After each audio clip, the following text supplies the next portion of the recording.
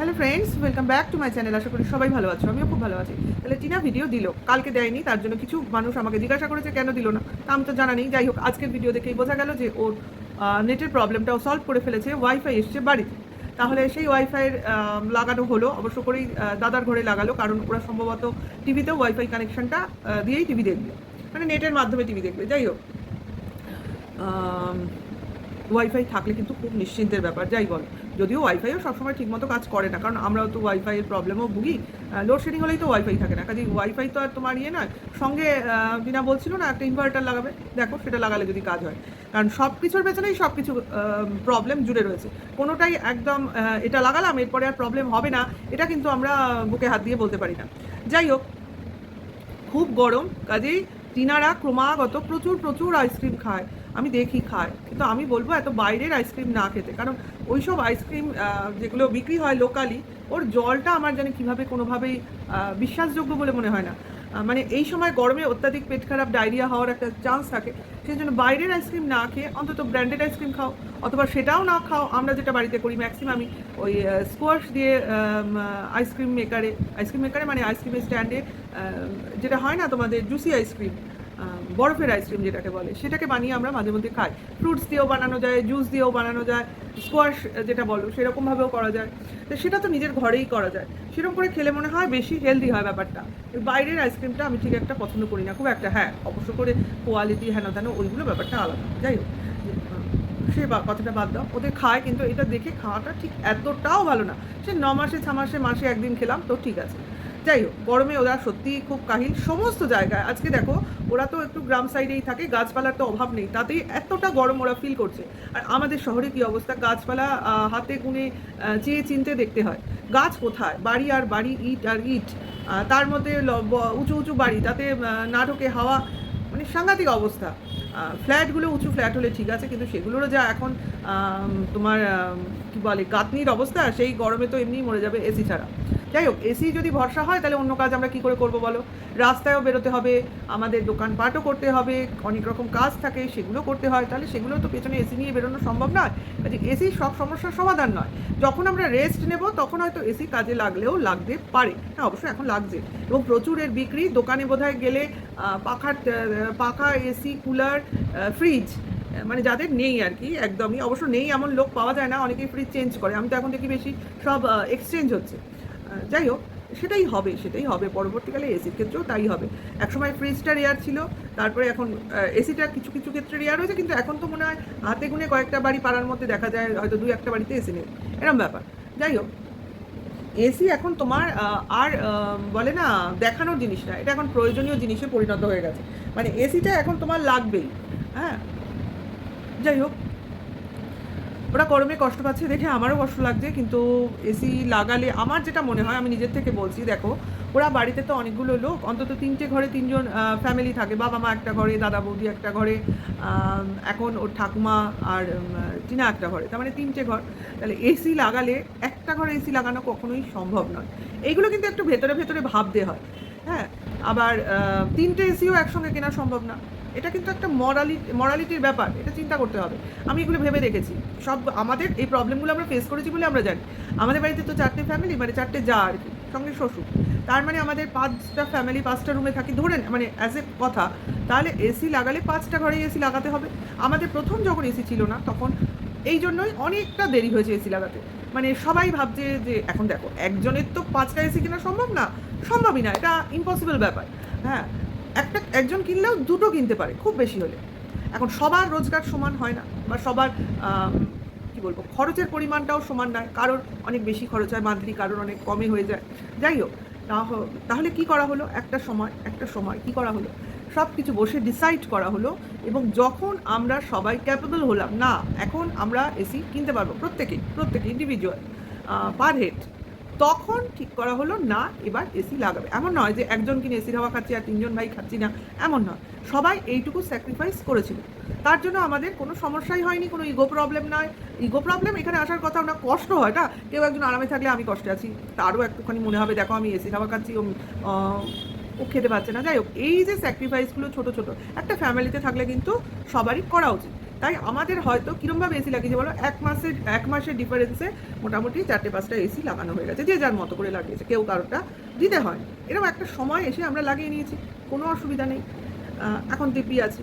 তাই বলছি টিনাদের ক্ষেত্রেও সেই প্রবলেমগুলো নিশ্চয়ই ওরা বোঝে যে টিনা একা নিজের ঘরে এসি লাগালো তা হবে না, ওর দাদার জন্য একটা প্রয়োজন, পাশে যেহেতু নতুন বিয়ে হয়েছে বৌদি, তাদেরও তো গরম লাগে, তাহলে উপরে বাবা মা কী দোষ করছে? সবাই যে এক ঘরে এসে শোবে এটা কিন্তু কোনো সভ্য সমাজের রীতি নয়, যে একটা এসি লাগিয়ে সবাই সেই ঘরে লাইন দিয়ে শুয়ে পড়লাম, এটা কিন্তু সম্ভব নয়, কোনোভাবেই সম্ভব না, মেন্টালিও সম্ভব না, ফিজিক্যালিও সম্ভব না। কাজে যখন ওরা সেই রকমভাবে লাগাতে পারবে তখনই লাগাবে, আমার যা মনে হয়, আমার যেটা মেন্টালিটিতে বোঝায়। কারণ একটা ঘরে এসি লাগালে কীরকম যেন দৃষ্টিকটু লাগবে। এইবার দেখো ওর ব্যাপার, আমার এটা মনে হয়েছে, এবার ও কী করবে ও জানে।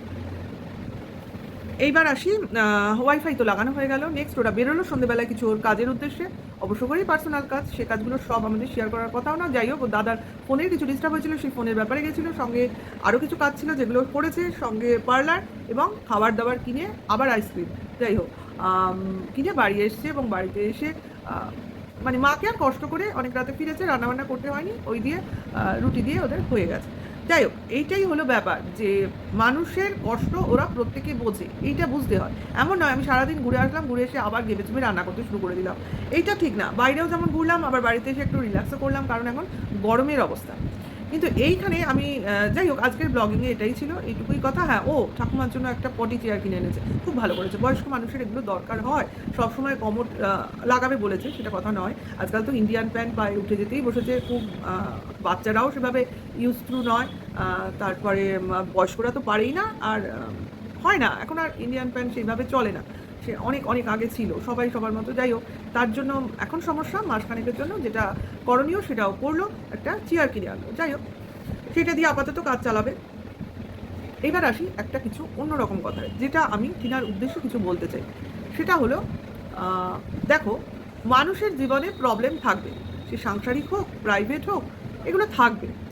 তা এই প্রবলেমগুলো আমরা টিনাকে কখনোই নিজের থেকে শেয়ার করতে আমরা দেখিনি অন ক্যামেরা, ওর সংসারে যে স্বামী স্ত্রীর মধ্যে বা ওইসব যে প্রাইভেট কথাবার্তা বা হোয়াটসঅ্যাপ চ্যাট বা অন্য ছেলের সঙ্গে সম্পর্ক, কোনো কিছুই টিনার মুখ থেকে আগে বেরোয়নি, যেটা বেরিয়েছে ওর স্বামীর মুখ থেকেই আমরা প্রথমে শুনেছি। কিন্তু টিনার দিক থেকেও কিছু একটু জিনিস হয়েছিল, সেটা হলো ও কোনো একজন দিদিকে ওর মনের ফিলিংসগুলো শেয়ার করেছিল, তা করেছিল হয়তো পাশে কাউকে পাইনি সেইভাবে, বা ওর মনে হয়েছিল একে শেয়ার করবো, বা তার সঙ্গে ফোনে যোগাযোগ ছিল। কিন্তু এই জিনিসটা আমার মনে হয়, দেখো, আমিও বলি না আমার সঙ্গে যোগাযোগ রাখো, হ্যাঁ, হাই হ্যালো সম্পর্ক থাকতেই পারে, যেহেতু এরা ইনস্টাগ্রাম ফেসবুক আইডি সব শেয়ার করে, সেই জন্য অনেকেই দেখবে, আমিও দেখেছি ওদের ইনস্টাগ্রাম আইডিতে গিয়ে, ওই যে ফেসবুক মেসেঞ্জার মেসেজ বক্স যেখানে, সেখানে গিয়ে যদিও বা তুমি যোগাযোগ করো, কিন্তু যোগাযোগটা যেন দূর থেকেই হয়, মানে খুব ক্লোজলি না হয়ে যায়।